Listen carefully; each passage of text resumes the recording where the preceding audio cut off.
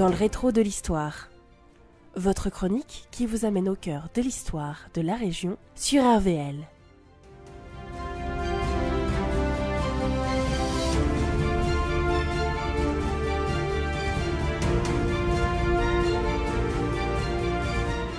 Personnages, lieux, anecdotes, plongez-vous dans l'histoire de l'agglomération d'hier et d'aujourd'hui. Dans cette série d'épisodes de votre chronique dans le rétro de l'histoire, j'ai rencontré Jacques Cauvin, enfant pendant la Seconde Guerre mondiale.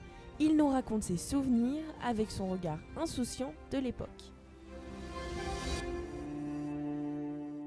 Comment les enfants, trop petits pour comprendre les enjeux de la guerre, ont-ils vécu ce début de guerre ?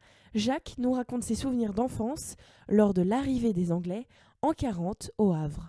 Je m'appelle Jacques Cauvin, j'ai 91 ans et demi. Ma mémoire me fait un petit peu faux bon, mais c'est pas grave. Je me rappelle la déclaration de la guerre. Les Anglais étaient en France pour nous aider, mais c'était pas suffisant. Ils nous ont largués. On s'est retrouvés tout seuls. Et l'armée allemande est entrée en France. Les souvenirs par rapport à ça, c'est qu'on avait des vêtements en tant qu'enfants.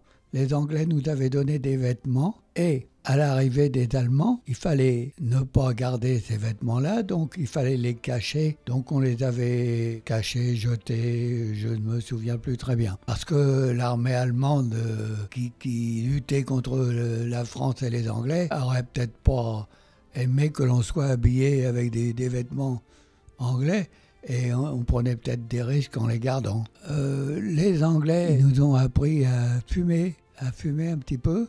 Alors quel âge j'avais à l'époque ? En 1940, j'avais 12 ans et je commençais à fumer un peu, mais je ne peux pas dire que ça me plaisait beaucoup. C'était pour faire comme les copains. Alors, ils nous donnaient des chewing-gums aussi. J'habitais place Saint-Vincent et on jouait donc sur la place et on avait des capotes que nous donnaient les Anglais. Ces capotes, à cet âge-là, nous servaient simplement, étant donné qu'on était bien petits, à mettre de l'eau dedans et à jeter sur les copains.